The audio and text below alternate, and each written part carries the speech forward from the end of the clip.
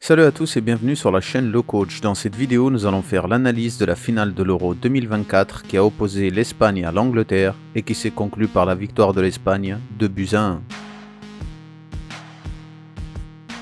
Le coach espagnol Luis de la Fuente a mis en place un 4-2-3-1 avec Simon au but, Carvajal arrière droit, Le Normand et Laporte en tant que défenseurs centraux et Cucurella en tant qu'arrière gauche. On retrouve par la suite deux milieux centraux devant la défense, Fabián Ruiz et Rodri.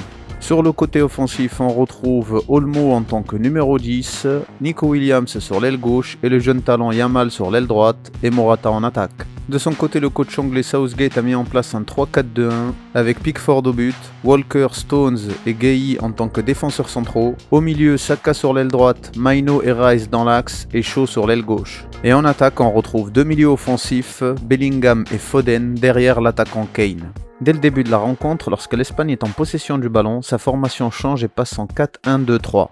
Avec Fabián Ruiz qui quitte son poste de milieu central pour se transformer en un milieu offensif aux côtés d'Olmo et de leur côté Yamal et Nico Williams montent en tant qu'attaquants sur les ailes. De leur côté, les Anglais varient entre le 4-2-3-1 et le 4-4-2 comme ici, avec pour principale mission fermer totalement l'axe en prenant en marquage individuel les trois centraux espagnols, avec Foden sur Rodri, Maino sur Ruiz et Rice sur Olmo. De leur côté, les ailiers anglais ont pour mission de fermer le jeu sur l'aile, avec Saka sur Cucurella et Bellingham sur Carvajal.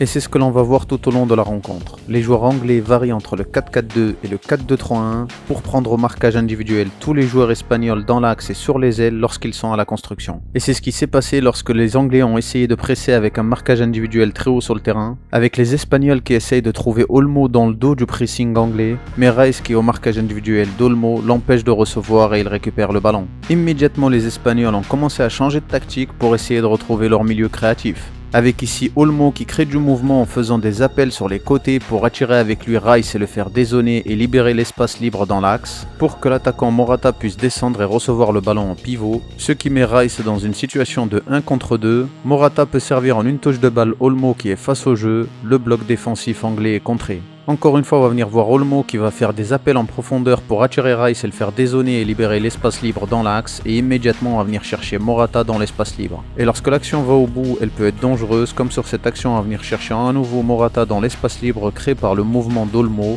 qui immédiatement va servir un coéquipier en pivot qui est face au jeu, qui sert Olmo, qui immédiatement Olmo lance en profondeur dans le dos de la défense anglaise Morata. Un autre système défensif mis par les Anglais sur les ailes, c'est d'empêcher les ailiers espagnols de jouer en 1 contre 1. Southgate le sait, c'est l'un des points forts de l'équipe espagnole. C'est pour cette raison que dès que le jeune Yamal recevait le ballon sur l'aile droite, alors Bellingham rejoignait Luke Shaw pour être à 2 contre 1 sur Yamal. Luke Shaw devait couvrir la profondeur au cas où Yamal essayait d'accélérer, et de son côté Bellingham devait fermer la solution d'entrée dans l'axe. C'était le cas aussi de l'autre côté lorsque Nico Williams recevait le ballon, Saka rejoignait Walker pour mettre une situation de 2 contre 1 et fermer les espaces à Nico Williams. Et la réponse tactique des Espagnols est immédiate. On augmente le nombre de joueurs en attaque. Cucurella monte sur l'aile gauche, Nico Williams rentre légèrement dans l'axe pour attirer avec lui Walker et libérer l'espace libre sur l'aile gauche pour Cucurella, et de son côté Yamal fait la même chose, en rentrant dans l'axe il attire Luke Shaw et Olmo peut prendre l'aile dans l'espace libre. Ou encore on a vu que Yamal pouvait rentrer dans l'axe et de son côté Carvajal rejoint Olmo sur l'aile droite pour apporter du surnombre, ce qui fait que les arrières anglais sont totalement débordés.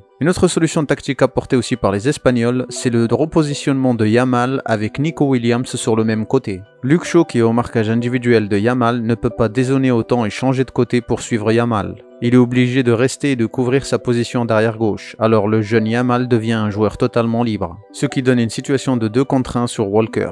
Les Espagnols font la même chose de l'autre côté avec Nico Williams qui rejoint Yamal sur l'aile droite. Walker ne peut pas quitter son poste pour suivre Nico Williams. Luke Shaw se retrouve entre deux joueurs, Yamal l'emmène vers l'intérieur ce qui libère totalement l'aile pour Nico Williams et permet à Rodri de facilement le trouver et de déséquilibrer le bloc anglais. En prenant autant de risques, les Espagnols sont susceptibles d'être pris en contre-attaque par les Anglais. Et Luis de la Fuente le sait. C'est pour cette raison qu'ils appliquent un contre-pressing immédiatement à la perte de balle. ce qui étouffe totalement les Anglais et les empêche de sortir de leur propre moitié de terrain. Les Espagnols sont en maîtrise de la rencontre et les Anglais n'arrivent pas à ressortir avec le ballon. Et lorsque les Anglais essayent de construire à partir de derrière, le pressing espagnol est assez important. Avec une organisation d'équipe bien coordonnée lors du pressing, les Anglais ne trouvent pas la solution pour développer leur jeu, ce qui oblige le gardien de but Pickford à jouer long pour essayer de contrer le pressing espagnol. Le ballon a été souvent récupéré par la défense espagnole, mais lorsque le ballon reste anglais, alors ils vont attirer le jeu sur le côté gauche puis immédiatement changer de côté rapidement pour trouver Saka sur l'aile droite, ce qui va déclencher immédiatement l'accélération de Kyle Walker qui va venir dans le dos de Saka pour mettre Cucurella dans une situation de 1 contre 2. Et c'est ce que l'on a vu sur le seul débordement des Anglais en première période.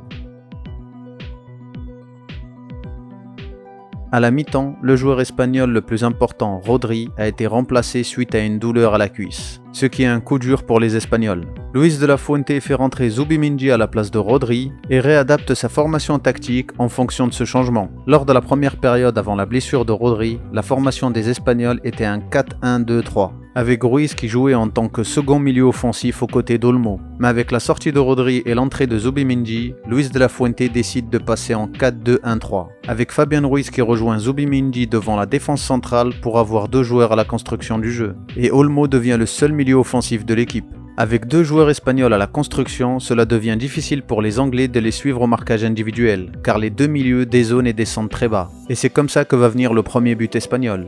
Foden, qui était censé faire un marquage individuel sur Rodri qui ne quittait pas l'axe, se retrouve à faire du marquage de zone au milieu, car lorsque Fabian Ruiz quitte l'axe pour se mettre au milieu, immédiatement Zubimendi vient prendre l'espace libre dans l'axe, ce qui empêche Foden de presser Ruiz, et à ce moment-là les Espagnols peuvent servir Ruiz sur le côté. Bellingham, qui est au marquage de Carvajal, ne fait pas attention au mouvement qui est en train de se réaliser. Lorsque Fabian Ruiz descend sur l'aile droite, les mouvements et la coordination tactique des Espagnols est immédiate. Carvajal monte le long de la ligne de touche pour se transformer en un ailier droit et Yamal de son côté rentre dans l'axe pour se positionner en tant que milieu offensif. Bellingham n'a pas vu ce qui se passe dans son dos et Luke Shaw se retrouve entre 2 joueurs. Ruiz serre rapidement Carvajal qui en une touche de balle serre immédiatement Yamal dans le dos de Luke Shaw. Shaw est totalement en retard sur Yamal, Stones est sur Morata et de son côté Walker est sur Olmo, la défense anglaise est totalement déséquilibrée. Yamal serre Nico Williams dans l'espace libre dans la surface de réparation anglaise et d'un plat du pied il l'envoie au fond des filets, 1-0 pour l'Espagne.